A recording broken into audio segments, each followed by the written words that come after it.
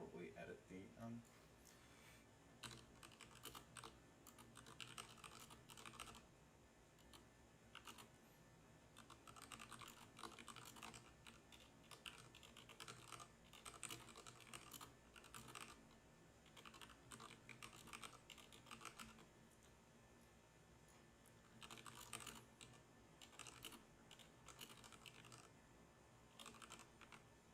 and I'll make changes to that later. Okay, so we are coming back to the Charlie Kirk and Vaush debate. Since I never really finished. Since this thing is freaking 2.5 hours long and I barely got through the first half an hour. So let's pick right up where we left off. Critical race theory. You know, that's the one that I had a terrible answer, absolutely, when you asked me about it. And it was because I think my approach to it was too surface level cultural. So the last time we had Vaush on, when you asked me about it, I couldn't give you a good answer. And I think we can talk about what's happening in schools, the things they're teaching children. And I don't know if either of you has an opinion and wants to start off with. Floor is yours. Yeah, so there are two. Actually, let me do this. Because I don't know how much of this audio from my computer is coming onto the mic. I'm pretty sure I've got this working.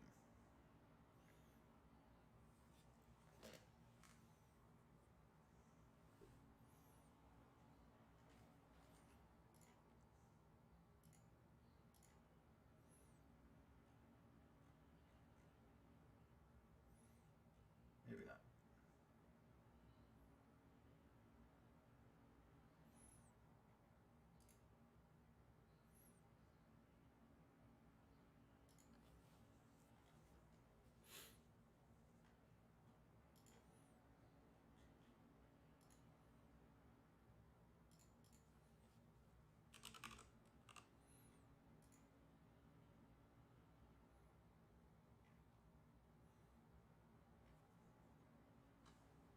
Give this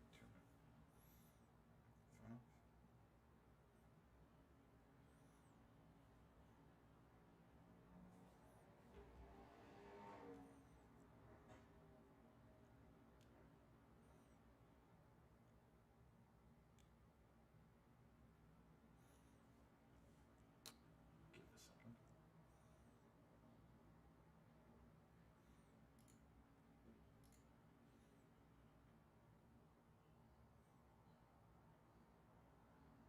There we go. Okay.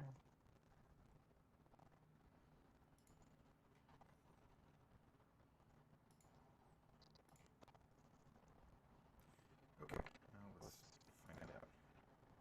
CRTs. There's the critical race theory that I know of, which is a highly esoteric, essentially elective class that you can take in some law schools that teaches you a variety of incredibly eclectic legal theories that some of which.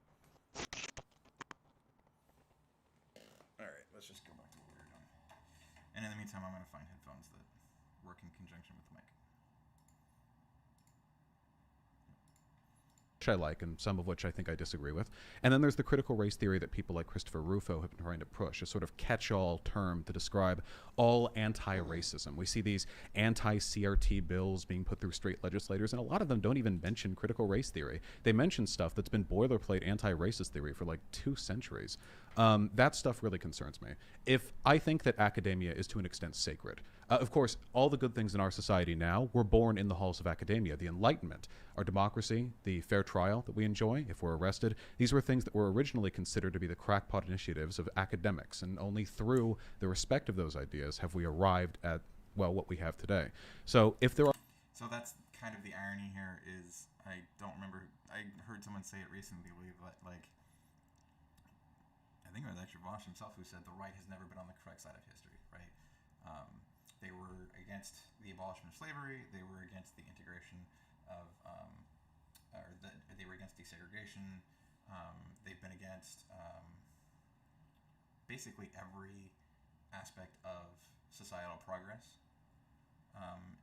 And that's by, I don't want to say design, but the exact word escapes me, but like that's kind of the entire view of that particular school of thought, is that like things are fine the way they are. We don't need to change anything. Why? As a matter of fact, this is the ideal, and changing anything is bad. Or and to a certain degree, at best you get, well, this is at the core, this is how it's supposed to work, and some things that are at the edges aren't working right, and so we need minor adjustments here and there. But for the most part, this is the best system we can get, and this is the best iteration of the best system we can get. And the reality is that's never been the case. I mean, they were against Social Security, they were against the New Deal. Historically, you can look at all the things that the right has been against throughout history, and it's a lot of, so much of it is stuff that we just take for granted now. That we laugh at the anti-whatever stance that might be, right? The anti-slavery stance, or the anti-slavery abolishment stance, the anti-desegregation. These are all, by modern standards, really bad ideas, and yet you see this persistent and consistent through line that we don't need to change anything. Things work just fine as they are. When in reality, that's never the case, right? And this idea that we can't do better. Well, when has that ever been accurate, right? That's the whole point of progress is there's always ways that we can do better. And I'm open to the arguments of this part of this thing works fine, but this part doesn't. This is where we need to change, not this. You've got your idea, you've got your eye on the wrong ball.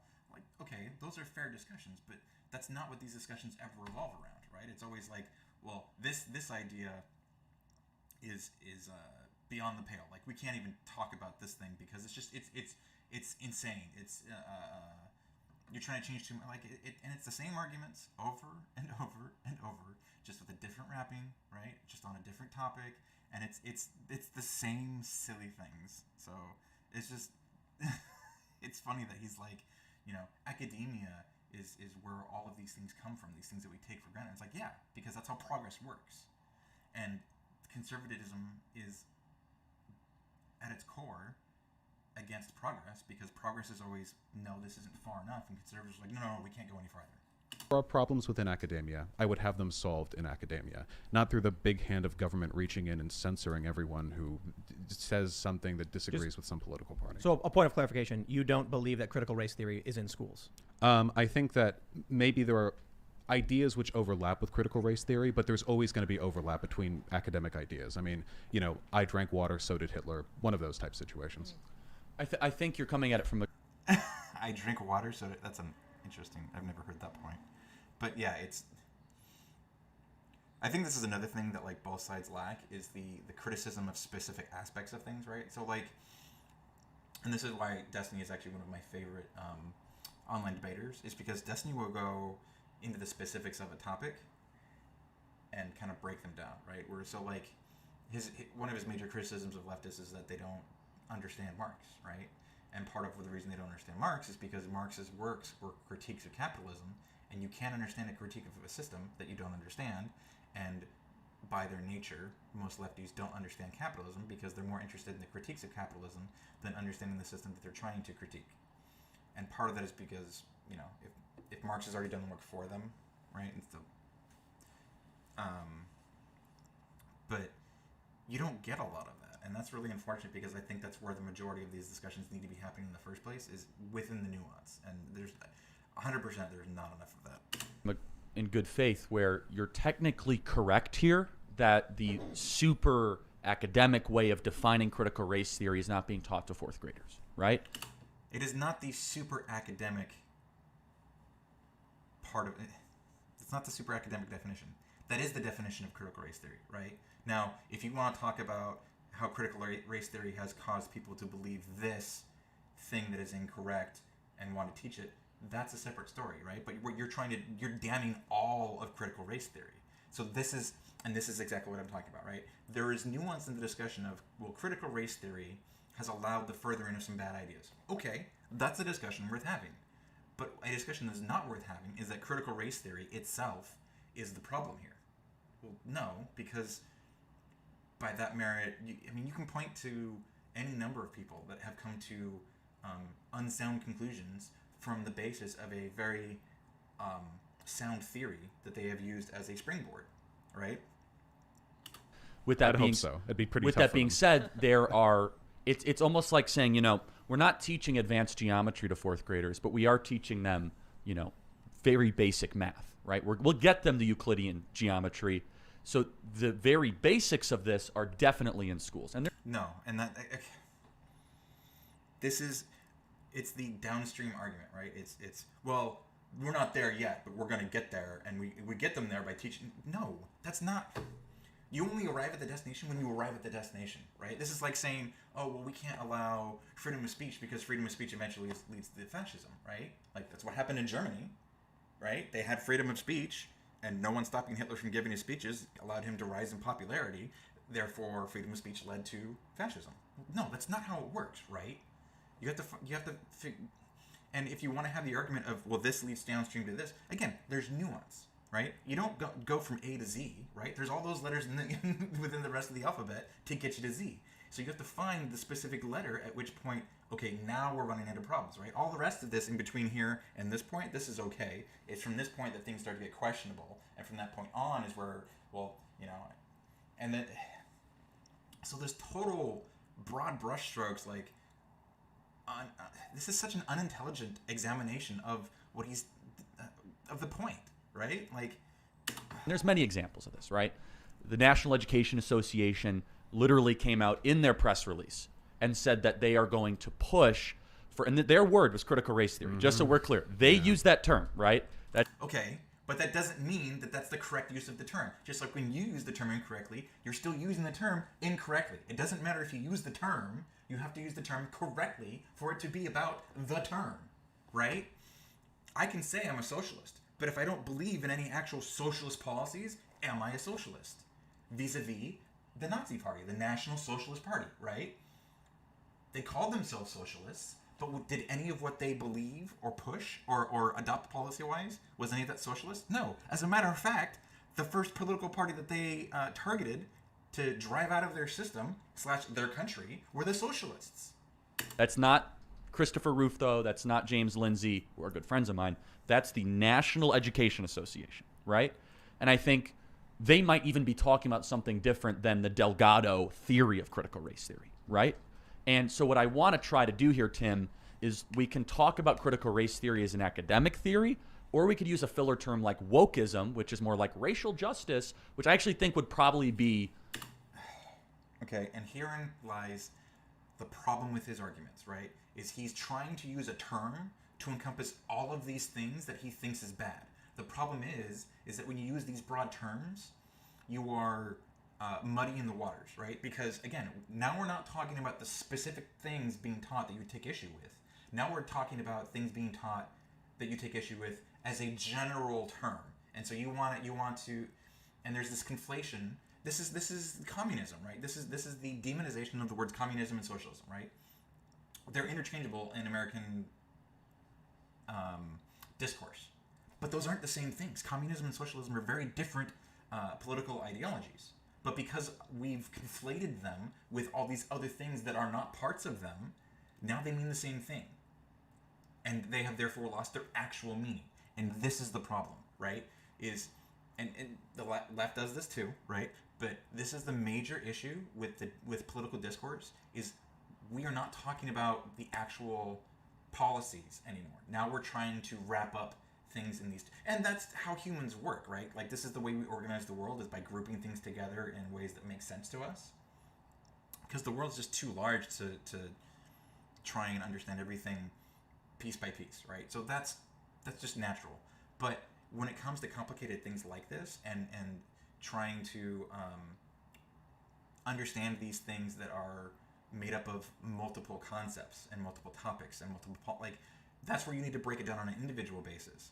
And that's not what's happening here, right? He's trying to wrap everything in this neat little package so he can dismiss the entire thing. But that's not how that works. And it's bad to discuss it that way for both sides, because now you might be dismissing ideas that, if you get into the nitty-gritty, you actually agree with. But because you grouped it with part of this package without fully understanding it, now it's off the table of discussion. We can call it racial justice and meet in the middle. I really feel like there are probably 4-digit number of people in America who are studied on actual critical race And- theory, and I- and not I'm- including myself. And by the way. I'm not even prepared to do that. But I'm happy to talk about racial justice education. yeah. And So then why did you agree to the topic being about critical race theory? Why did you not, prior to this, bring up to Tim, who obviously made the proposal about having this debate, that no, it's not about critical race theory, because we're not talking about actual critical race theory, unless you're just, a grifter who's using buzzwords to draw in views and attention. and wokeism, which I think This is I what the think- discourse is centered on. Well, I think you guys actually agree in essence that the academic critical race theory there's overlap with a component in schools, but what we often hear is someone will say critical race theory is being taught to my kids, and then someone will say cite one author of critical race theory that we've brought up in school. And the issue is we refer to it as I believe it's called critical race praxis. Mm-hmm. So this is something different than critical race theory.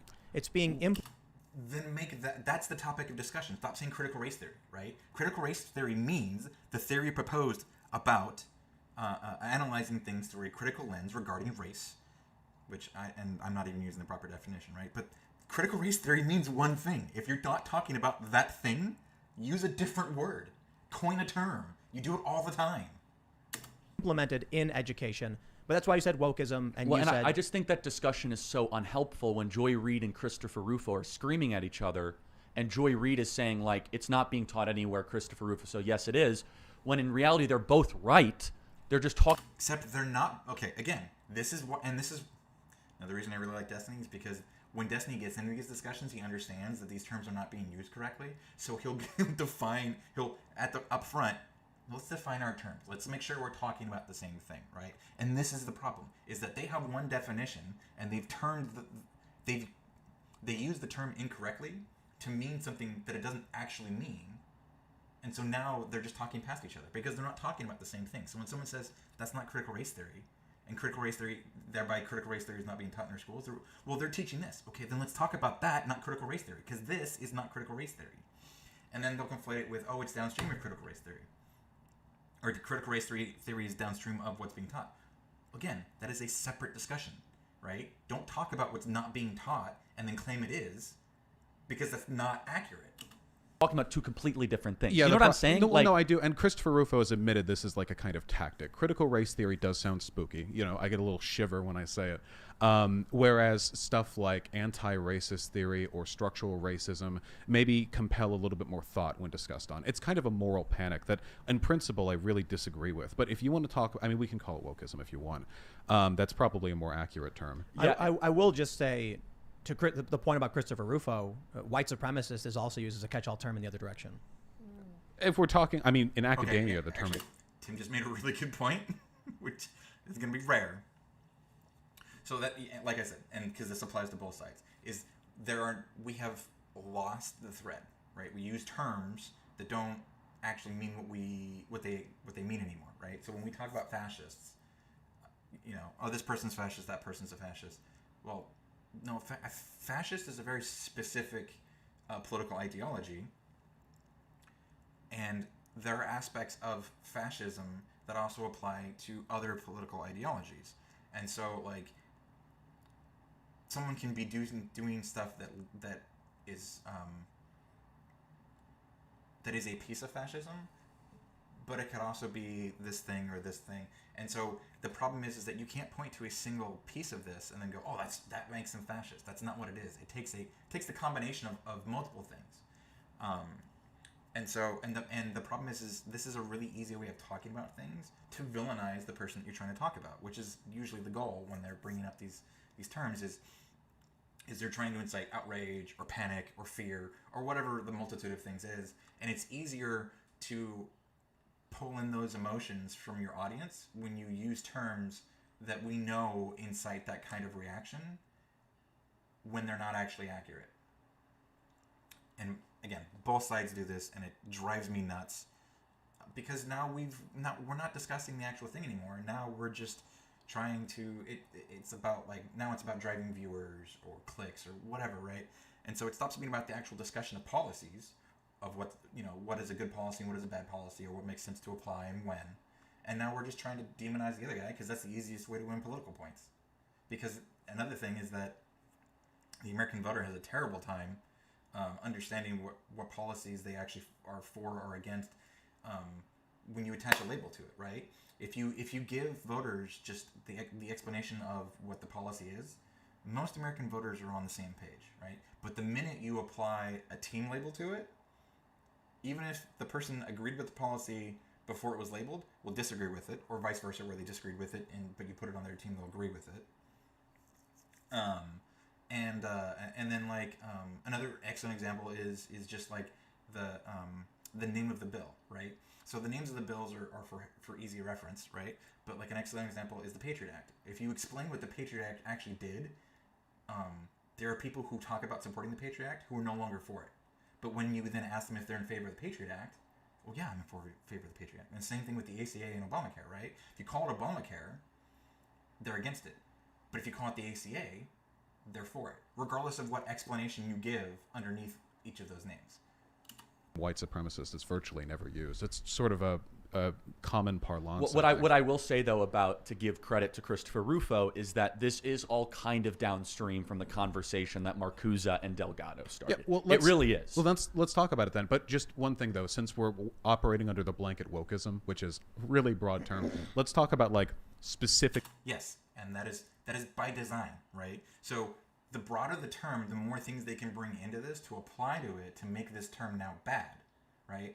And this is why these discussions don't go into nuance, is because nuance is difficult, and arguing your point on a specific piece becomes difficult, because then you have to have an actual discussion, and you can't rely on cheap rhetorical tricks like making things sound bad by associating them with other things that we already associate negatively in the first place. But and again, both sides do this, right? And this is where I feel like a lot of the discussion is lost, is that we don't talk about the specifics. We just try and reel things in to make ourselves look better, or to make the thing that we're talking about look bad. Like, it's just all this bad tactics. Well, I shouldn't say bad. They're good tactics in the sense that, like, it's easy to make things look the way you want them to by using them, but they don't further the discussion. So instead of actually having a discussion on the importance of policy A or policy B, or how to apply policy A and when to apply policy B, now we're just trying to rope things into camps that we agree with or disagree with, instead of the details. Ideas, because I'm sure there are some of them that I can provide a good defense for, and some of them so I like might how about like disagree with. black only dormitories? Generally not a fan. I think that I don't think they're like explicitly harmful in the same way that traditional segregation is, but I also think that it incentivizes bad types of socialization, where the way that you get a reprieve from the faults of society is to find comfort in people of your own race. Maybe that incentivizes some bad stuff. In my university, we had safe spaces, but you know what they were? They were like chilled, like coffee break rooms behind like Where'd you go? Latin. I went to Humboldt State. Okay. And right behind there, and like anyone could go in there, whatever. Just the only thing that they asked was that you not be like a dick. But as long as you met that qualification, that was fine. That, to me, that's a good safe space. Maybe that works, you know? So just happy to go through more. Go for it, please. Yeah, No, so hit me. I think this is actually really helpful. So how about reparations for slavery? I think I'm pretty in favor of that, yeah. Okay. So this is how these things should be discussed, right? Point by point, policy by policy, right? And this is where you'll actually find there's very little disagreement about the extreme issues that they try and say people are in favor of on the other team, because they've created this all-encompassing term and thrown everything into it, right? So they'll talk about like, oh, the left is in favor of critical race theory, and the left can't say they're not, because in that bucket of critical race theory, they've included things like reparations, or they'll include things like teaching the history of slavery, teaching the history of the Ku Klux Klan, right? But then they'll also throw things in like, I'm trying to think. Well, okay, like the black only dormitories is probably one, but like it's because they'll use that all-encompassing term to include things that people like that wouldn't necessarily agree with, that are extreme positions that people on that side have made, but these are a very, very minor portion of that side, and they're the most extreme members of that political group. In the same way that we would not include people who believe in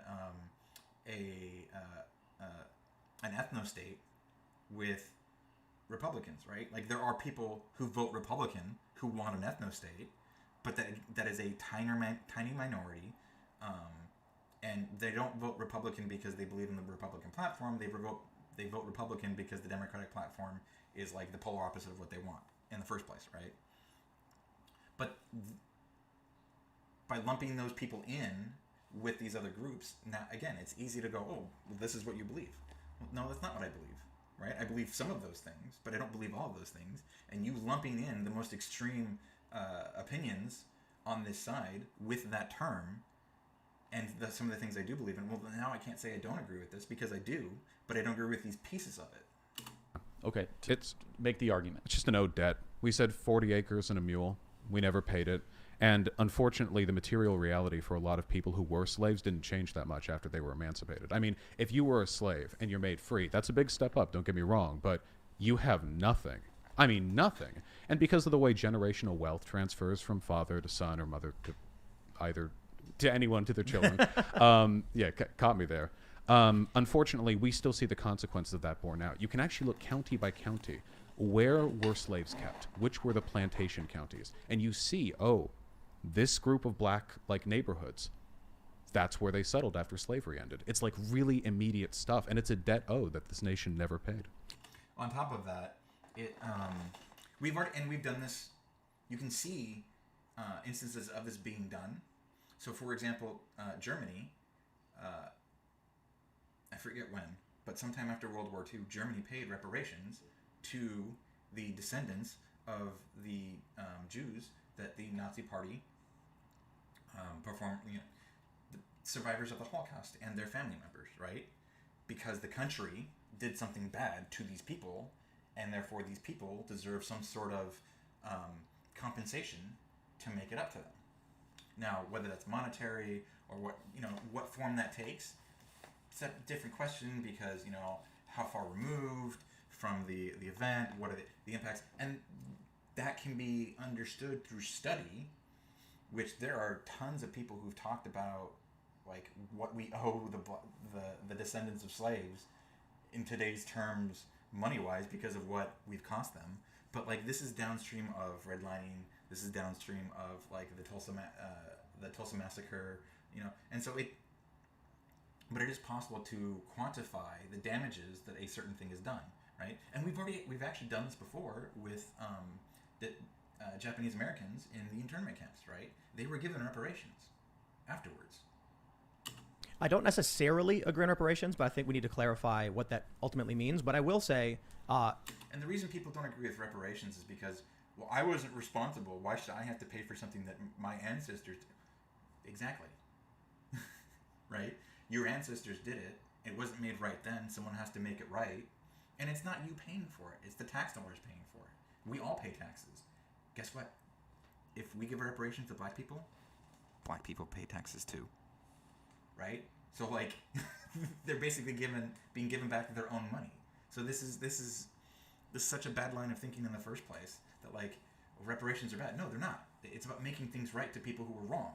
Right? Now, if you want to argue the form that takes, and let's say that we agree it's some sort of monetary form, if you want to argue about the number, sure, that's a discussion we can have. But this idea that we do not owe people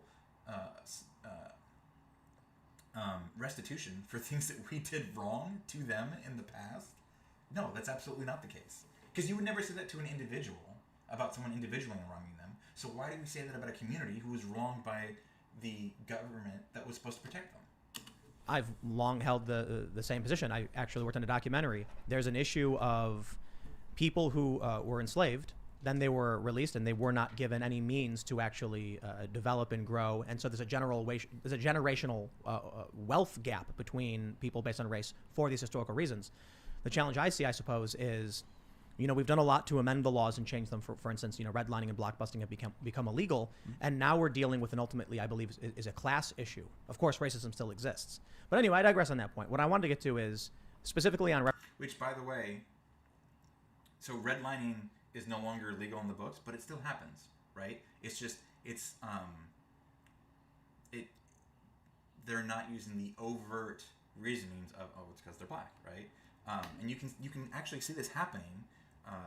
Someone did a video on it, and there's literally a retail, or not a retail. Oh my God, the word totally. People that deal with property. The word escapes me. But so like this woman who shows people houses, she will actually guide, as she said, people to different neighborhoods based on what she perceives. Well, she doesn't perceive it, but like based on her perceptions, which ironically is very in line with racial lines, right? Where she'll steer a white family towards this house in this neighborhood, and a black family towards this house in this neighborhood, because this neighborhood where she's steering the black family is primarily black, and this neighborhood where she's steering the white family is primarily white, right? So she's not saying it explicitly, and so like you can never prove it because you can never really know what someone's thinking. But it's literally following the same concept as redlining. She's just not saying it out loud. Reparations. What do you view reparations as, more importantly? So this is a big divide. Some people think like cash payments. I'm not a big fan of that. It doesn't fix the problem, for one. It's if you can put money into that community, but there's been research done on how long a dollar stays in a black neighborhood as opposed to a white neighborhood. And if a black neighborhood, all of the businesses are owned by corporate boards that are all majority white, eventually the money filters out, and you get a very temporary boost in living situation. Not much long-term structural change. I'm a big fan of structural reparations, not based on race, but rather based on targeting neighborhoods that need it the most. Some of these neighborhoods are like white. I passed through some of them on my way out from Ronald Reagan Airport. I can tell which parts of this country. You can see it in the bones of the neighborhood. And I think that a new proper reparations project, a new deal even, would go a long way. Get some Well, so work you're crews saying out not even there. based on race? I think that we should recognize that this is largely a racial project because, unfortunately, poverty and race are really intertwined in this country. But in terms of applying it, I think that it would be much more healthy if we treated it like a collective effort to bring up the lowest sort of echelon of our economic. So I want to ask you, Yes. Charlie, would you agree with a program that was in how do I describe this? Explained as reparations, but was not based on race, went to people based on class and neighborhood, so that it could help Latinos and white people and Asians and everybody? First of all, I'm against reparations. I just don't like the word because it kind of implies this intergenerational type guilt or allowance that I kind of reject, and I'm happy to build that out first. So he doesn't like the way that feels, is what he's saying, right? Because, in essence, reparations means that one group was wronged, and the group that is giving that group reparations needs to make it right. That's what happened, and that's what needs to be done. That's just the nature of the thing. So, saying that it doesn't feel, that you don't like the way that sounds, who cares, right? If it's the right thing to do, who cares how it sounds? If it's the right thing to do, who cares how it makes you feel, right? And to be clear, I'm talking about politically. Policy should never be driven by how a policy makes you feel. Now, that's not to say that you shouldn't be making emotional decisions, or emotions shouldn't factor into decisions being made, because that's a separate discussion. But you need to divorce a political concept from your emotional reaction to that concept. Because it's not about you, it's about groups. And groups should not care how an individual feels in response to a policy. That's bad politics. Further, do I agree that the question is mostly class? Also, that was a faulty premise in the first place, that there's this generational connection. Like, yes, there is a generational connection. Because if your ancestors were supposed to receive some sort of a benefit for doing a thing, and they didn't get that benefit, there are repercussions down the line that lead to you not having the impact reaching to you, right? And that's why this is a discussion. Because if these things were generationally isolated, and that by not being given the 40 acres and a mule thing, if that somehow only affected that generation, then this wouldn't be a discussion, right? And this is the problem with the personal accountability thing. There are some things outside of your ability to personally account for, by virtue of living in a society. You cannot control the system you live in. You cannot control the decisions your parents made, which affect you. You cannot control the decisions that their parents made, which affected them, which affected their, like, so on and so forth. So there's this chain back that you don't have an ability to do anything about, that his whole ideology just rejects. Like, if you're poor, it's because you are making bad choices. But that's not the case. because some things are outside of your ability to affect in the first place. And I'm actually a fairly good example of this, in that growing up, my family was actually pretty well off, but we never thought so because of the way our parents talked about money. Turns out my parents are not very good with their money.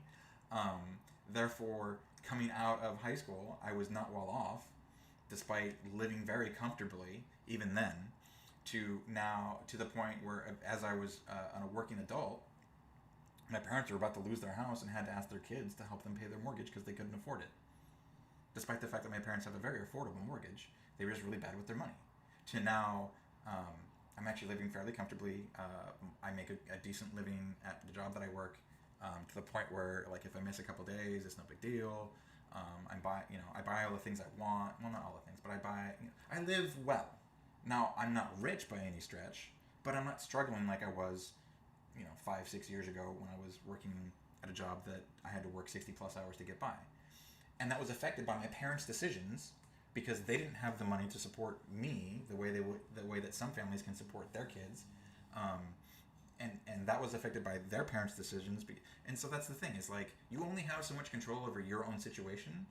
And yes, there is some level of personal accountability where you cannot make bad choices and still be I'm probably gonna phrase this really badly, but like the idea that leftists believe that, like, equal outcome, that's not true. It's equal opportunity, a very different thing. And the idea that there is not some level of personal accountability that leftists expect people to hold themselves to isn't the case, right? It's just the idea that, like, there should be a minimum bar that we should keep everybody at, because this makes a strong, healthy society. And you can look to Europe for plenty of examples of this.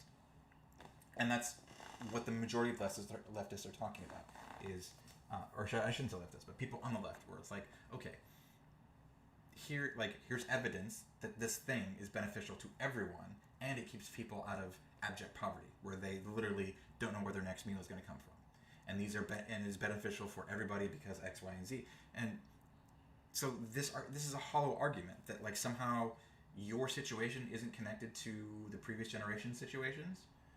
No, that's not true. Now, is that are some people able to get out of this rut? Yeah, but those are the exceptions, not the rules. Yes, oh, absolutely. And I think that Vaush is hitting on something, and I think that you're saying that. I like how he calls him Vaush, despite the fact that, like, he's right there in front of him. Is he? And I'm curious if he's going to. It's inherently racial. I really want to explore that with you, because I think that's interesting. I think you're wrong, but I think that's interesting, where I think the racial thing is actually being used to distract people like you and I from actually talking about what's really happening here, which is a small group of people getting a lot richer while normal people get poor. And I think... Wait, hold on. That's interesting, because Charlie's on record for saying that just because someone else gets richer doesn't mean somebody else gets poorer. So why are you immediately jumping to that conclusion about reparations, right? That a small group of people will get richer while the majority of people will get poorer. Because first of all, these are tax dollars. Like, this isn't money that you get back anyways. This is money that you've already paid to the government that you're not going to see a dime of. At worst, what this does is this policy costs you infrastructure, right? So, like, your roads don't get repaved because that money went to poor black families that were descendants of slaves, or that municipal building doesn't get an upgrade because that money went to those people, right? Like, this is such a... Their own standards are so inconsistent that it's frustrating. Like, there's no through line in any of it. I think the racial thing is being used as this distraction tool to throw smokescreen in the middle, while we're talking about something that we're never really going to have consensus on, when the true struggle right now is mainly economic. Okay, this is really funny that he's talking about this. This is literally what his tactics are, right? It's, we're not going to talk about the actual policy. I'm going to throw out buzzwords, and I'm going to connect this to other concepts that you find scary to distract you from what the actual policy is, which is whatever the policy is, right? He literally does this all the time, and now he's claiming that's what the idea of reparations, or the discussion around reparations is about, is there's a smoke screen, and you're being distracted from what the real thing is. Funny that you would say that, considering how you present your ideas about these discussions in the first place. Yeah, well, I think that applying reparations along racial lines runs into a bunch of really tough issues. Which neighborhoods? Do you go by like blood? Like, can you prove your great-great-grandfather was a slave? It gets very difficult very quickly. Maybe that would be the most direct interpretation of generational reparations. But in my mind, the reason why it's important to recognize the racial issue here is that the nature of class divides in this country is cut into racial policy prior to the Civil Rights Act. Okay, I'm looking. I understand what he's trying to say here, as far as like, well, the issue I have with this is if you're giving reparations and we're not basing it off of the fact that these were ancestors of slaves, well, then what's the criteria to receive these reparations? That's where I have issue with what he's talking about here, which is why I don't like this concept as he talks about it. So I understand to some degree that we are so far removed generationally from the generations that were directly impacted by that promise he noted about the 40 acres and a mule, right? And if that's what we're citing as like where these reparations are based off of, okay, yeah. But then there's still the economical impact from redlining. There's still the economical impact from the Tulsa Massacre. Like, if we want to go, like, the reparations not being based on race, I feel is the wrong way to look at this, right? Because, yes, it's a double-edged sword in that if we do this based on race, well, that's going to build racial animosity, understandably, right? Where are they getting help when, they weren't wrong personally, and we're in the same boat economically, so why do they get help and I don't? But the problem is that this isn't based on that. This is based on something that happened in the past to their ancestors. And he'll probably talk about, like, well, then what? Do you test people's blood to see if they're genetically connected, blah, blah, blah. And, like, I get where that gets messy. I understand. And I feel like that's primarily what they argue, is that if we do it based on this, then it gets really messy and there's all these other negatives. Sure, but if we do it based on class, then we're giving people reparations who are ancestors of people who weren't wronged, which is why we decided to give these people reparations in the first place. Like, that's a problem too. I did the point he made about the neighborhoods specifically. Because he did say he's not in favor of like monetary reparations in the first place. That I find an interesting idea, and to me that makes sense, and that's real easy to justify, right? Because it's like, okay, well, these slaves were freed, they created this neighborhood still exists. You can see the problem, you can see that this is a poor neighborhood because blah blah blah. Like, that makes sense, but then you run into, well, just how many ancestors of slaves now live in that area, and if we're doing it based on, it gets messy, and I understand why this is not a topic that a lot of people talk about. The problem is that the longer we wait to address reparations, the longer we wait to actually correct the injustice, the messier this is going to get. The redlining that took place, lines which still remain not in law but in practice, led to very distinct. I mean, sometimes one side of the highway is nice and the other side of the highway, I mean, it legitimately. Can I just jump in real quick? Uh-huh. I'm from Chicago. 47th Street was split by race. No joke. This is long-standing effects on the city. Just to point out. No, and I grew up in L.A. and on either side of the 5, which cut through the city. I mean, or the 405. Sorry. Let me right just there. interject something too, and I don't know if you're familiar. We were actually told that we would be arrested from the south side of 47th. If we crossed 47th, we would get arrested because the cops would pull up and say, "You don't live in this neighborhood. What are you doing here?" I'm from the suburbs of Chicago, so I've heard stories like that. I'm very clear to say I'm not from Chicago. I grew up in Beverly Hills, which is close though to West Hollywood and Koreatown, and the lines are clear as day. The reason I say that, though, about like the racial project, is that because explicit discrimination is no longer in the law, we've pretty much wiped that out, with the exception of some, I guess, edge cases. Okay, actually, that's a really important point. So the conservative argument is that there are no explicitly racist laws in the books, therefore the system isn't racist, therefore systemic racism doesn't exist. And it's like, okay, but that's not what systemic racism says. What systemic racism says is that because certain things were based originally with on laws that were racist with racist intentions, those racist intentions have not been removed, and there are cultures that have been created because these agencies were originally about enforcing things in a racially biased manner, and that stuff carries on. Just like if you know families with racist elders, right? So like grandparents are often cited as being overtly racist. Those concepts trickle down into their kids, and depending on how old people are, there are older, like second, third generation removed from the current generation, in which, like, obviously racism is wrong, right? But how far back does that family believe that, right? And because these are members who are alive, who interact with those people, how much influence have those ideas that they agree with had on the children they raised, and whether those children agree with them or not, and then how has it affected those, like, on and on. So this stuff builds on itself, right? And it takes the exposure to these ideas being wrong in the first place to remove that bias. But that doesn't change the fact that the structures were built on racist foundations, and therefore some aspects of racist policy will seep through and are still part of the system today. That's what systemic racism is basically saying, right? And it's really easy to point out. But they'll say, but that law isn't explicitly racist. Well, that doesn't matter. What matters is whether it's implemented in a way which is racist. And whether that's because the individual implementing the law is racist, or because the system itself encourages that implementation, doesn't matter. Project of systemic racism, or the existence of systemic racism, is something which is carried through class by inertia. It isn't something you can explicitly legislate along anymore. I mean, obviously, nobody's out there passing laws like black people can't do this. That'd be silly.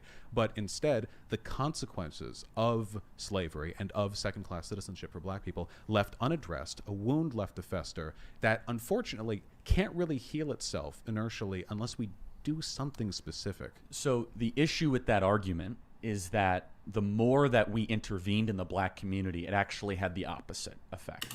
This is not true. So he's going to cite the fact that, like, certain things haven't changed and blah, blah, blah. But then he's going to ignore the fact that we've allowed things like the Tulsa Massacre to happen. So for those of you who aren't aware, the Tulsa Massacre was basically, it was called Black Wall Street. And there was a portion there was a black community in Tulsa that was doing exceedingly well. It's called Black Wall Street for a reason. And the white people in Tulsa didn't like that. And so they literally burned down, I think it was like 5 city blocks of Tulsa, and killed hundreds of black people. Right? So we're going to ignore events like that, which have a massive impact and drag the community back. But we're going to point to things like, oh, well, actually, let's hear what he uses as an example. And Thomas Sowell probably has done the best research and literature on this. You can laugh all you want. He's got a lot of credentials. I wasn't trying to besmirch. He's a very thoughtful thinker, and he actually lived through this, right? He lived through the Black Renaissance in the 40s and the 50s, where redlining was a legitimate problem. So was yellowlining, by the way, against Italians and against Jews.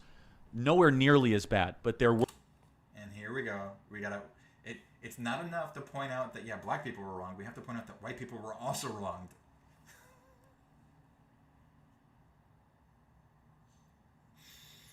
Were other degrees of discrimination based on ethnicity and cultural background. And the black community, especially, you know, the area really well in the south of Chicago, right near the Chicago stockyards, the black community almost had this rallying cry where they were being discriminated against everywhere, and they kind of collectivized their purchasing power, and they saw their incomes increase actually at a higher rate than white Americans in the 40s and 50s and early 60s. You've heard this argument many times, and you probably, disagree with it, but it's just true, is that the moment that we all of a sudden de-emphasized fathers being in the home and subsidized fatherlessness, we saw all these other trends increase. No. Okay. I hate this argument. So this is correlation without causation, right? So this is, well, fatherlessness in the homes causes X, Y, and Z. Okay. Demonstrated. Right? Because the big issue they're going to point to is children out of wedlock, right? Except this is really easy to disprove because the larger portion of the black community, yes, the father doesn't necessarily live in the home, but there is a man in the home. There is a male role model. There is a male figure that brings in money that helps take care of the kids. And just because him and the mother aren't married doesn't mean they don't fit what they would call a two-parent home, right? There is a male figure that lives there and a female figure that lives there. They both contribute financially. They both help raise the kids. On top of that, it isn't about fatherlessness homes. It's about single-parent homes, right? So he's going to cite the black community statistics that you hear all the time. But what he won't talk about is that these same issues exist in single-parent homes that are white or Asian or whatever it is, right? Like, this is a consistent problem in single-parent homes. And what it turns out to be is it's not about having a second parent. It's about having a second person to bring in money. It is almost strictly a financial issue, right? Because, and you can point to single-parent homes that don't have this issue because of their income. So there are plenty of single parents who make enough money that the finances are not an issue with raising their kids. And so despite the fact that they are in the same situation, right, a fatherless home or motherless home if it's a male parent, they don't have the same problems. Why? Explain the inconsistency, right? And the inconsistency is really, really simple. It's about money. It's about having the financial support to take care of those kids, not about not having a male or female role model in the home for those kids to emulate. That's not what it's about. It's literally about the money. Right before the Civil Rights Act passed, about 24% of black children were born without a father.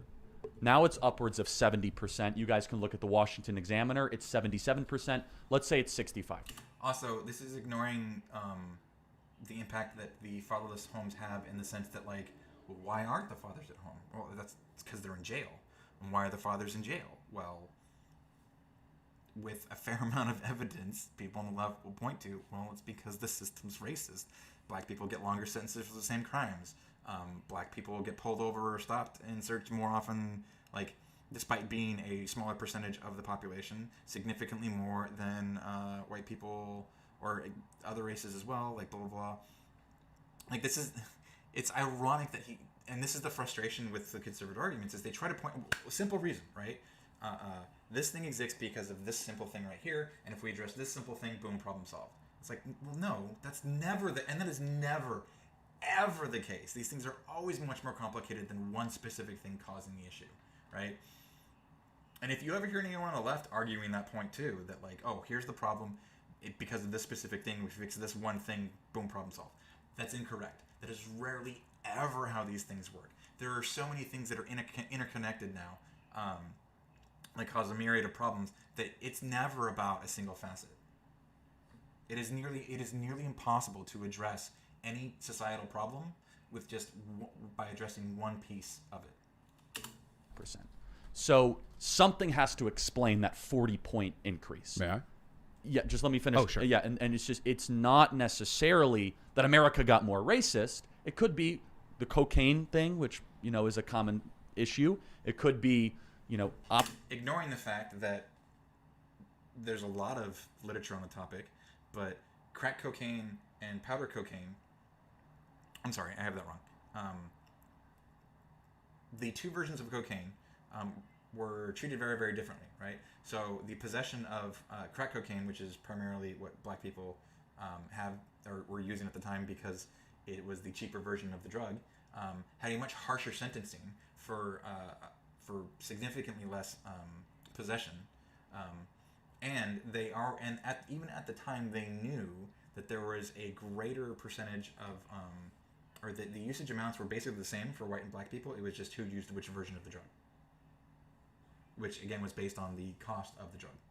So, and there's no other reason for the disparate sentencing, right? The drug does the same thing to the same people, and it was as rampant a problem in both communities. And yet, the crack cocaine got the harsher sentencing for the lower possession, or the lesser possession. Operations of all these things, but a 40-point increase I would point to a culture of fatherlessness, really bad government-run public schools, and then subsidizing behavior that. But these are the same public schools that the white kids are going to. So what's the difference in the running of those public schools versus the white kid public schools? Isn't good. Just a thought. So there are a few things that I can agree with you on. First of all, having two people in your house to raise you is pretty much essential. You absolutely Glad need we to. agree. This is undeniable. While I don't believe in shaming single parents, even if their single parentedness is a I agree product with of that. bad decision making, it's still Except that's what you do all the time. good. You need it's in this economy, one parent, honestly. Yeah. But with that being said, there has been research shown that the rate of black fatherlessness is somewhat over-exaggerated, in large part because that number only applies to married fathers, so husbands raising their children. It turns out when you account for unmarried black couples taking care of their kids, the numbers actually rise to those just below white couples. I think there was an article on that. I don't know if I remember, saw it in Vice, but it tracks back to some really big study that was done back in 2016. So that's one point. But you are right. There are perverse incentives. For example, many welfare stipulations cut off with a shared income, which is only a few $1,000s per year higher than the necessary cutoff for the single income. Meaning that if you're a single mom, you can apply for the welfare just fine. But then if you get married or otherwise file jointly, you go above the cap for welfare. This is a horribly designed program, undeniably, and it incentivizes bad, destructive behavior. The best thing that we can do, we restructure the welfare system in this country. Welfare is good for us. It is. I don't benefit from it. No, I don't think either of you benefit from it, I'm guessing. But we do collectively downstream from the increased economic potential of people who now have the money to afford daycare, proper childcare, get an education. In the long run, people in this country being richer enriches all of us. It's a mutual project. So we work on that. We find out what works and what doesn't, which welfare programs function, which don't, which types of... And on that vein, people always talk about food stamps being this tax dollar sink. Turns out, for every dollar spent on food stamps, the societal impact is there's like $4 returned through societal impact, or something to that effect. I'd have to look it up. But it's really easy to measure these. What was the other one? Another great example is the IRS, right? We know that for every dollar spent on the IRS brings back in through tax audits like $9. There's another one that's like, I remember the ratio being like 1 to 7. I can't remember the program though. But like these things are really, really easy to measure and look at, and we have the numbers to cite. We know what programs. Okay, actually, and then in the inverse, right? There are a lot of people will push drug testing for welfare programs, right? Like we have to administer drug test, and you have to be clean to be able to qualify for welfare assistance, right? Except those are horrible, and not because it's a bad concept, but because it's a waste of money. Because the majority of people, it's like there's like less than 3% of people that are on welfare that don't pass those drug tests, right? And we end up spending more money administering the drug tests than we save by removing those people from the welfare system. And it's like, and so like in a consequential sense of like, people shouldn't be cheating the system. Yeah, sure, there's a win there, but at the same time, if you're spending more money to remove, and based on the idea that, we don't want people who are draining the system, well, that's a bigger drain on the system than the people who are stealing the money, right? So what's the goal here, right? And if your goal is to not have people in the system on welfare who don't deserve it, okay, then that's a sound concept, right? But don't claim it's to save money. And that's my biggest issue. Is my actual biggest issue with conservative arguments is they'll claim it's about this, but if you think about it logically, it doesn't make any sense, because the policy that they support doesn't actually create the outcomes that they want, or if it does, there's another policy that creates those outcomes to a larger degree, right?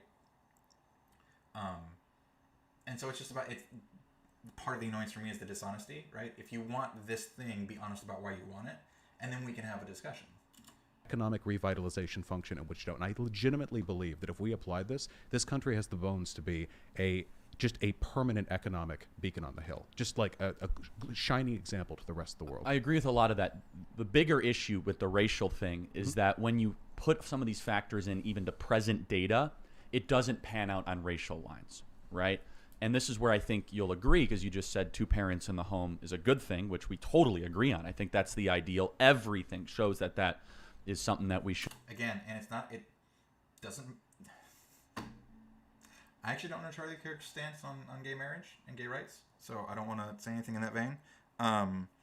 But he's citing 2 parents, right? But he's not saying, the typical conservative mother-father. Because, again, it's not about the role models, right? Because kids actually... And while kids do role model or do look to their parents as role models when they're very young, at a fairly early age, they start looking at other people as role models, like 7, 8, when they start socializing with other people in other groups. So the idea that, like, you need 2 parents for the kids to idealize as role models, that's not the case. It literally comes down to the financial support that 2 incomes bring to a household. But he's going to blow right past that, or ignore it, or not bring it up. Should push for 3 parents, maybe getting even better. Oh yeah, 50%. yeah, polyamorous relationships. Yeah. Well, and actually, so this is another thing that conservatives don't talk about, right? Is the idea of well, they talk about the nuclear family, but the nuclear family is a fairly new concept, right? The idea that it only takes 2 parents to raise 1.5 to however many kids a family typically has, like 3, right? That's not how it worked until very, very recently, and even then. And because the nuclear family was something that didn't really exist until like the 50s. But I remember even growing up on the street that I lived on, like all the kids, we all played outside together, and my parents disciplined me and took care of me like in my house. But when we were all outside on the street, I was supervised by the parents who lived across the street. I was supervised by our next door neighbor's parents. I was supervised by parents that lived down the street when we were playing with their kids. It was a community that raised all of the kids. And so it's a shared responsibility, right? And this is where the phrase "it takes a village to raise a child" comes from, is because 2 parents raising children is very tiring. Kids take a lot of energy and effort and resources to take care of, to educate, to keep safe, to feed, to clothe. And so by spreading that responsibility around and having, groups or teams of parents or individual parents take like shifts, the more people you have to rotate that through, the more time that the individual parents get to live their lives, to take time to relax and recharge. And it's really difficult to raise kids with just 2 parents. Yeah, but that's not their a fan. idea. But I will say that if you look at the data from the government, that a white child being raised by a single mother is less likely to succeed by 10 independently picked metrics than a black child being raised by a mother and a father. And so maybe it's less about the skin color and more about the removal of parents and specifically fathers in the home. Did he just stumble onto something that we just talked about on this point? That it's not about the race, and it's not about that it's literally about having the difficulties that come with being a single parent, regardless of any other factor. Now, if you want to talk about a domestic Marshall Plan to go put fathers back in the home regardless of skin color, I will sign up for that in a second. With the right welfare, the right systems, I think people will tend to their own families. But that would then all of a sudden de-emphasize what you said earlier, where it says it needs to be on racial lines. Where I say no, it needs to be on nuclear family lines. Well, no, I think that the Again, it doesn't need to be on nuclear family lines. This is a fundamental misunderstanding of. He's citing the information and still getting it wrong. It is about the financial difference between single-parent households and dual-parent households. And as Vaush even said, right, the reason why you see the bigger number in the black communities isn't because there aren't 2 parents in the household. It's that the financial incentives for them to jointly file or get married, right, because marriage is a legal thing now, not just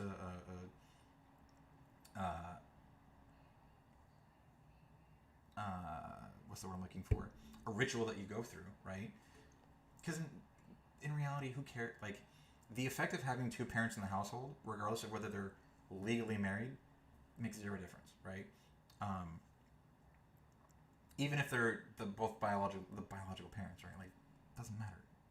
In this case, marriage is literally about the legality of the term, and it's de-incentivized because if you're married, you file it jointly, and if you file it jointly, the threshold you have to reach to qualify for the assistance is significantly lower. Therefore, why would you do it? It puts you at a financial disadvantage. And as we've already explained, and he even agrees, because he's citing that information, that it's about the major factor is whether it's a single-parent household across racial lines.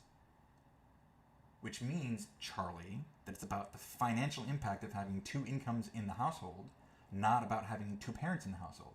Because again, if you look even further into the data, it's not about just being a single parent, it's about the income of that single parent. Because there are a lot of single parent households, white single parent households, who do just fine, and their kids are fine, and come out all right, because it's about the money. Neighborhood revitalization should just be on like a sort of class assessment. I think that when we recognize this problem, though, there are so many trends when it comes to poverty that involve the discussion of race, you know? And there are some which do not. There are some types of poverty, some effects that are just ubiquitous and equally felt.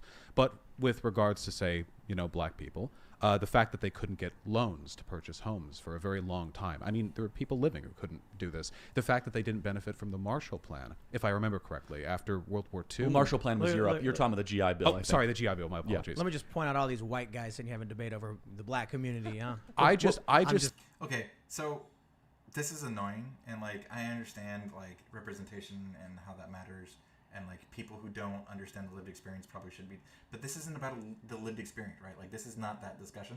This is literally a discussion on data, facts, information, trends. So like, yes, it's ironic as hell, but that doesn't mean that the opinions being expressed are incorrect.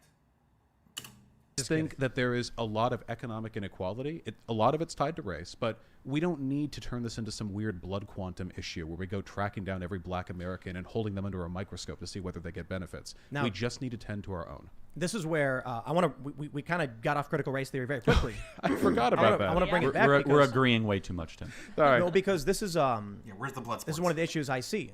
Right? You see these conversations. It's also funny, Charlie's the one who gets them diverted off of critical race theory because he wants to talk about an ancillary topic that he lumps in with critical race theory and not actual critical race theory, which, as I said, is part of the problem with these discussions, is he doesn't want to talk about the actual critical race theory. He wants to talk about the ideas that he's lumped in with it to demonize it. Around, I don't know how you describe it because it's a variety of things. Wokeism is typically a catch-all term for some kind of ideology that involves anti-racism, which involves critical race theory, critical race praxis. And you're seeing in schools specific curriculums where they say to kids like, we had a book here. Mm-hmm. We had a book brought to us by one of these parents who's been going to these schools. And it was an anti-racist curriculum workbook where it asked children why they thought that black children felt bad about their skin color. Now, I take issue with those things. They had another book where it was... Wait. Why is that a bad question? Right? Because what you're doing there is you're now getting the children to question their preconceptions about a topic like their skin color. Because, and we know this through study, that children, when given a black doll and a white doll, will associate the black doll as a bad child and the white doll is a good child. Even black children.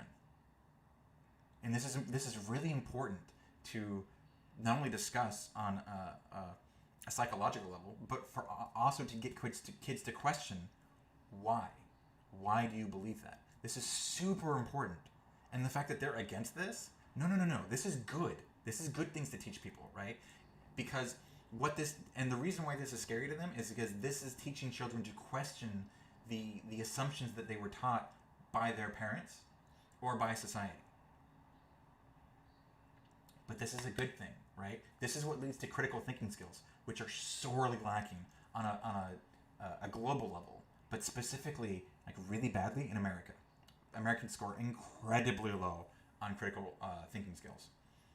So why are we not teaching them these things when they're younger? Well, because critical racing... I'm conflating things now. Critical thinking skills are counterproductive for a drone, what's the word I'm looking for drone mentality, right? So, and you can see this in the American school system, right? So even prior to public schooling being paid for by the government and required of all children, what you saw in company towns back in the Gilded Age, in the 20s, was in towns that were owned by the companies, they realized that educating the children was beneficial in some respects, but within certain criteria. So, and think about how we still do school today, and you'll notice a lot of similarities. But these company town schools had the kids start when the parents started work, or maybe a little before, so the parents could drop them off. They taught them to respect authority figures, to not question the information they were given by those authority figures, who they were taught to respect, and that obedience is more important than being correct, right? And so they encourage behaviors that create a compliant, unquestioning worker drone mentality, rather than about education itself, right? It wasn't important that these kids knew things; it's that they trained them behaviorally to conform with what they wanted out of workers. And you see that in the education system still today. School starts at the same time, despite the fact that we know that that making kids go to school that early is bad for their brains, right? You need to give them several hours to wake up prior to going to school, but because of the way society works and with school being so early, it's the first thing they do, right? So unless you're getting your kid up at like fucking 5 a.m. to go to school at 8, right? They don't have several hours to wake up for their brains to wake up. We also know that we're really bad at doing the same task for more than 2 hours, that you need breaks every 2 hours. And despite this, the kids are in school for like almost 8 hours, because why? Well, that conforms with the workday, right? That conforms with the parents' workday. We also know that giving kids homework is actually not beneficial it's not conducive to learning. It doesn't teach them any better. What teaches them is having the parents interact with them, right? So rather than giving the child work to do on their own, what the curriculum should be about is giving the child something to do with the parent, because kids learn through interaction better than just doing something on their own, blah, blah, blah. Like, we know all these things about education, and yet we've done none of them within our education system. Why? Because the education system was never about giving kids a baseline of knowledge. It's about behavioral integration into society and training them from a young age to conform with what we want them to be as adults, which is worker drones.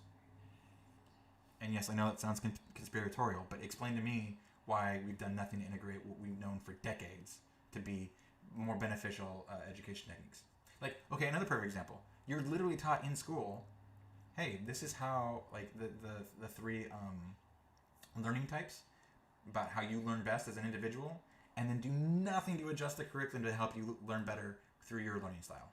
It's expected of you to somehow apply that to what's being taught through the normal method. So, yeah, but it's about educating children, right? There was a little girl yelling at her mother saying, "You're lying to me about race." And then there was a whiteness contract with a devil tail coming out of it. Okay, I saw that one. Yeah, these are in schools. Yeah, okay, so the whiteness devil tail thing, I saw that. That's indefensible. Yeah. I'm not going to stand at that. With regards to that, what was it? Why do you think black folk feel bad about their skin? And I'll be careful because I don't have the book in front of me. Okay. Also, this is really, really important, right? They want to crack down on these things across the board when there are bad actors, specifically, that need to be... I don't want to say brought to heel, but like, it's amazing to me that they talk, like, there's evidence that systems like police are the entire structure of it is responsible for these outcomes. Evidence, like the incontrovertible evidence that policing is designed to be racist, and they only want to crack down on the individual actors. But then you have the inverse where he's talking about there are individual instances of teachers teaching bad curriculum, but we have to crack down on teaching curriculum across the board. What happened to it's not systemic. We just need to address the bad actors, right? Why does it only apply in one situation but not the other, right? Because, like, I'm in agreement that if the education system is actually pushing this as a whole, yeah, some of these things that some of the teachers are teaching are bad. In the same way that, like, things like the law that got passed in Texas, striking the teaching of slavery, the history of slavery, the history of the KKK. I think they even removed Martin Luther King Jr. from the curriculum in Texas, according to that bill, if I remember correctly, right? Like, no, these are things that we should definitely be teaching kids. And this idea that, like, if you're born white, you're guilty, like, yeah, that's definitely something we shouldn't be teaching kids. So, like, let's understand where that's coming from, right? Is this a systemic issue? Because if it is, then I'm in agreement with you that we should address this systemically. But if it's individual bad actors, then we should address this through individual bad actors. And there's really easy ways to tell which was which, just like we do with cops, right? If you can prove to me that that systemic racism within policing is really just individual bad actors, okay, cool. Show me the evidence. Explain to me why it's compelling, and we'll go for and I'll agree with you. But if you can't do that through actual scientific study and like this is not difficult to do, and yet they can never prove it through these methods. But then without using these methods, they'll apply that again. The inconsistency with their application is frustrating. It was something to this effect. It was a bunch of questions where it would ask you things like that and then ask you to answer. You know, what have you done to make someone based on their skin color behave or whatever, and things of that nature. I think these are conversations that are worth having. I wonder, with regards to what you're saying, do you know what grade level these were at? I think she mentioned the woman. It was Asra. Yeah, Asra. I think 4th grade. Yeah, that's what I heard. But I got to be honest, like the anti-racist one didn't have any pictures or anything. It was just questions, and I think she mentioned it was in a 3rd grade. The what was it called? What was the book called about the whiteness contract? The one you said was indefensible. That one was like a little girl who looked to be about like 8 years old. So yeah, I saw that online. Can I ask a question? Mm-hmm. So let's go to just piece, yeah, sure, issue by issue. Ibram X. Kendi, who's kind of one of the, archangels of the wokeism movement. Beloved figure in the minds of conservatives and liberals alike. So Ibram X. Kendi, and I'm paraphrasing, and you guys could pick up the quote, is that we need discrimination today because there was discrimination yesterday. That's the essence of the quote, right, Tim? Yeah, he's. Sorry, not in regards to the quote, because I don't care about the literal quote. That is a bad concept, right? So this idea that like because the scales were tilted, we need to tilt them back. No. You need to. You still need to keep things in balance. The problem is that societally, what we do is whiplash, right? So because when we and this is really simple to explain. The course correction overcompensates, right? When you're driving your car and you realize that you're going you need to correct your course because you're drifting too far in one direction, you overcompensate to get back, right?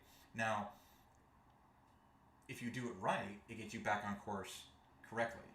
But it's really easy to overcompensate, and so you end up doing this, right? And so you course correct to the left.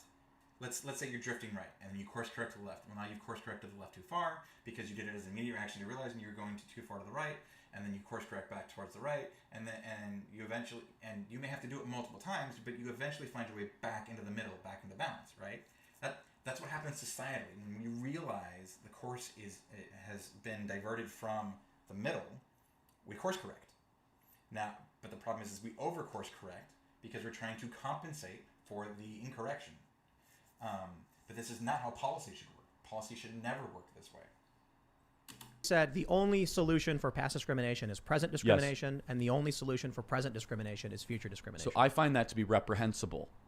What say you? I think it's misguided in large part because I don't believe if there was some God who could just distribute all resources in a perfectly ordained way and did so at the snap of a finger, then maybe that would be a decent argument. In the real world, we have to go through politics, and any kind of discriminatory treatment under any circumstances, no matter how well intentioned, is going to have adverse effects. So with regard to what he said, there is a very charitable interpretation, and that charitable interpretation is discriminatory practices in the past necessitate favorable practices today, a way of bringing people up. My reparations argument, I mean, the poor in this country have always had it bad, at least worse than they could otherwise. That is essentially a version of that argument. Preferable treatment towards the poor. We do this with welfare because there are systemic barriers keeping them from full participation. Along racial lines, I don't even know what that would look like. I don't even know how that would look good. I'm not a big fan of affirmative He wrote an action. amendment, right, called the Anti-Racist Amendment to the Constitution. It's not being considered anytime soon, where it would be preference. You'll see, Biden will get it. Yeah, based on skin color, that there would be some sort of accommodation based just by the melanin content in your skin. There is one thing I want to say, though, and this is common in upper academia, and I know IDRIM sometimes gets brought into non-academic discussions, which I don't consider myself an academic, so I'm including myself in that. But sometimes I think these are fun to discuss, these ideas. What I noticed, at least in some of the classes that I took, the higher-end classes, was that sometimes when you were presented ideas, they were presented not to have you agree with them, but rather to incentivize the greatest discussion. For example, I wasn't an economist, but I did learn about Karl Marx. Now, not many professors are actual Marxists, unfortunately. So when Marx was brought up in that context, it wasn't like, here's what you need to know, here's what you should believe. It was more, here are some ideas, radical and agreeable. What do you think about them?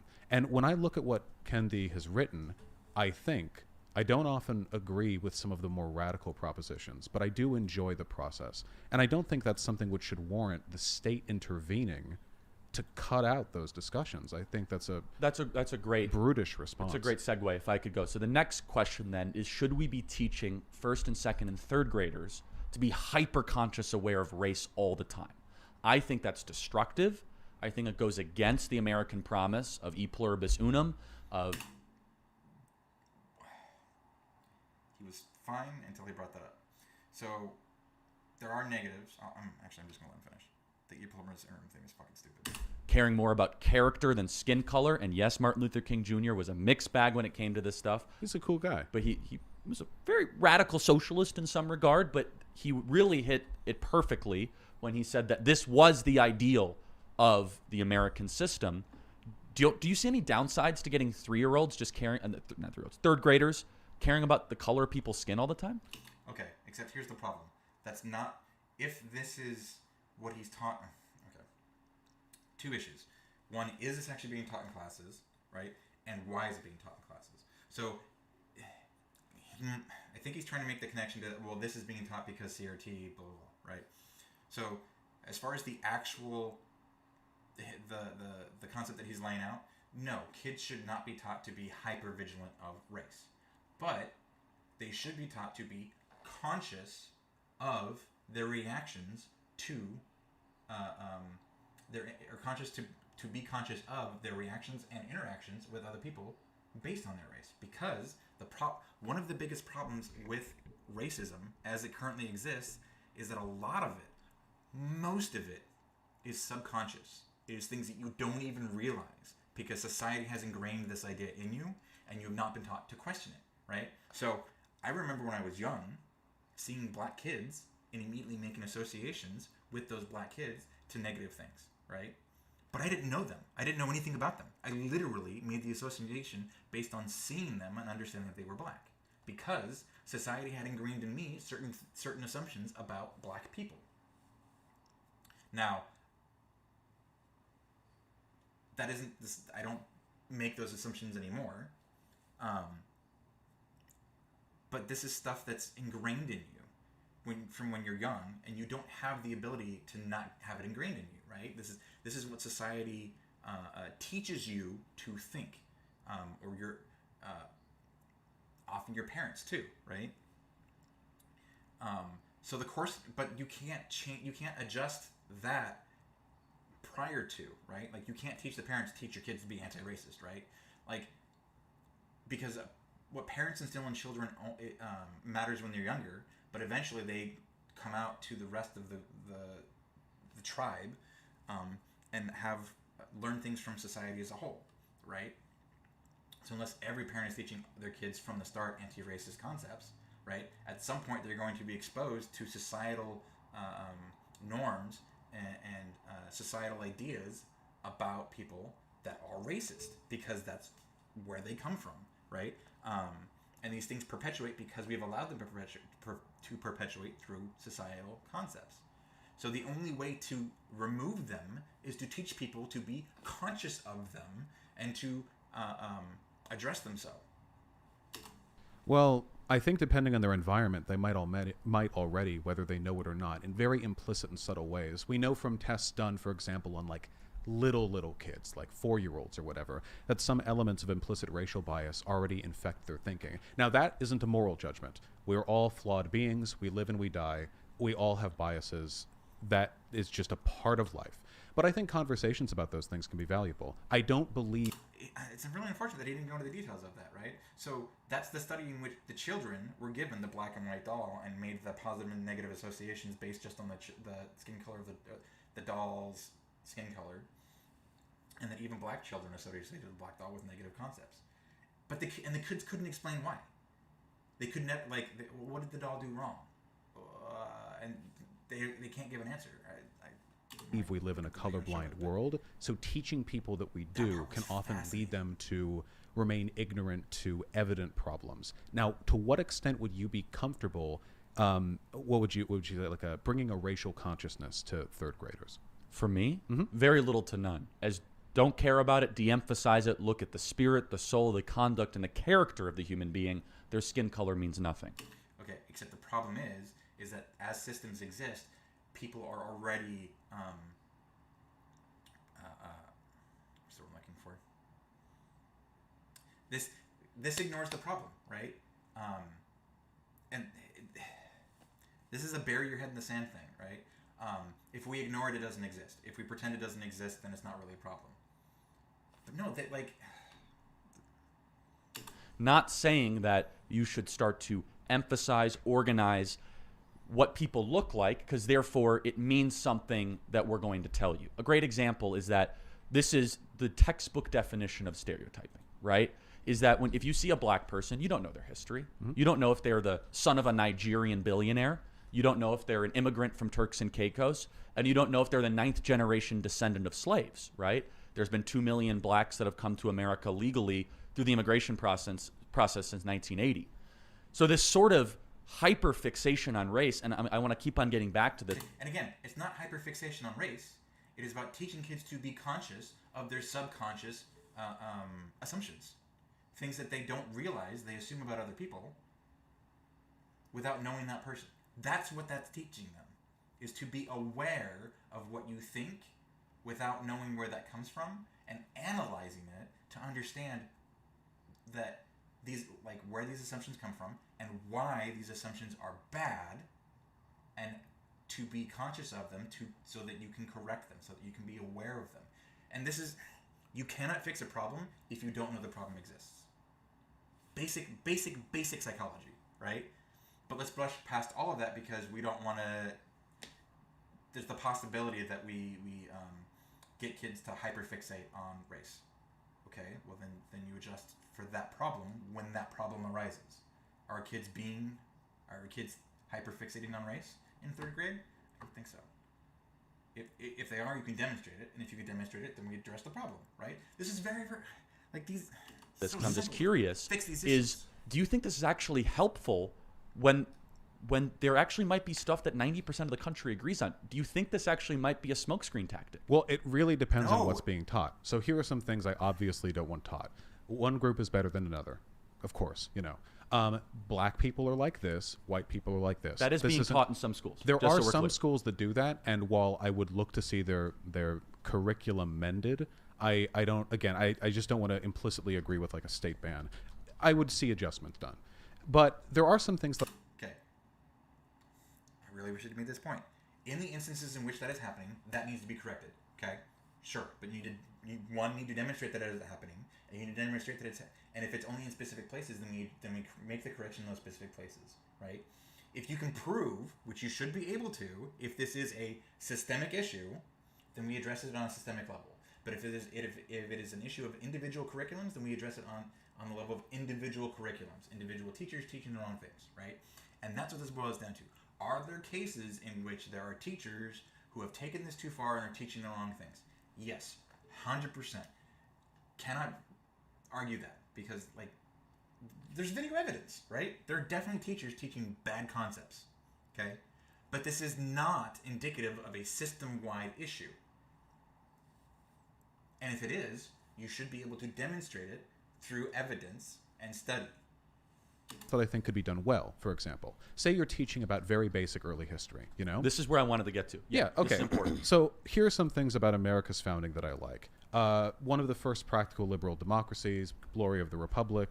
Folks had nice hair back then. I Not a don't- democracy, but a republic. Right. That's Well, okay. I mean, you know, they're not mutually exclusive, and It's the first instance in which the individual citizens are voting on what the government does.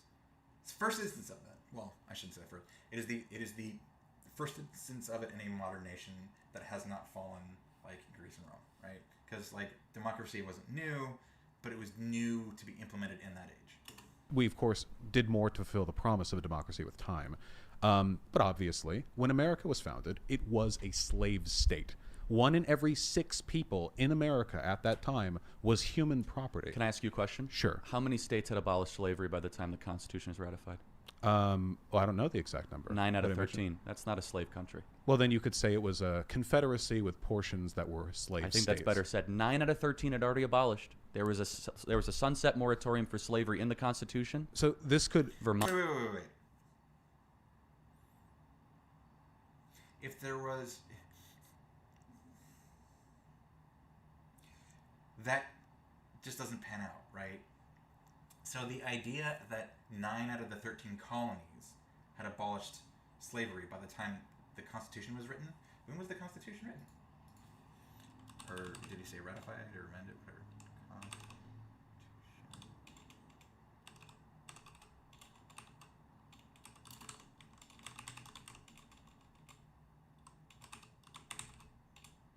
I'll help if I can type.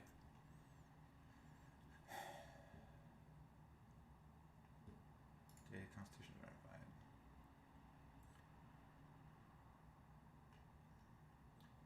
Okay, 17. So he's saying by 1788, 9 out of the 13 colonies had abolished slavery. Number of states 1788 that allowed slavery in the U.S.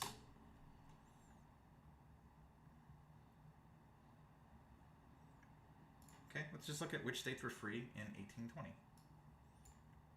Because, what, 40 years? 50 years? Or 90? 30? Okay, so 30 years after it was ratified.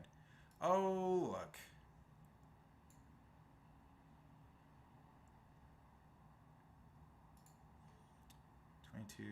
States in the Union, 11 free. Oh, look. It was literally 11 free states and 11 slave states. In 1820. Fucking, of course. See, and this is the problem, is they can never be actually honest about their information. They always have to lie. They always have to twist it. It's so annoying. Vermont abolished slavery in 1777. We were on the way to eradication. We were not a slave country. Well, hold on. I mean, and I'll add one thing. We were on the way, but then like 80 years later, it was still happening. So the question is why, right? That's a really important question. And Economics, I well, imagine. yeah, so Cotton Gin and Well- John C. Calhoun. well, Happy hold to on. go through that. But yeah, There was actually a grievance Wait. in the. While it is important to understand why, that doesn't mean that we weren't that the country wasn't built by slavery, and it wasn't a slave. It wasn't a slave country when it was founded. Because if there were slaves, it's a slave nation. I mean, you can make the argument that there were only certain states that allowed it, sure, but that doesn't mean that the nation itself didn't allow slavery because it did. Okay, and I'm over an hour and a half again, so this is where I'm going to leave it, and I hope to see you again.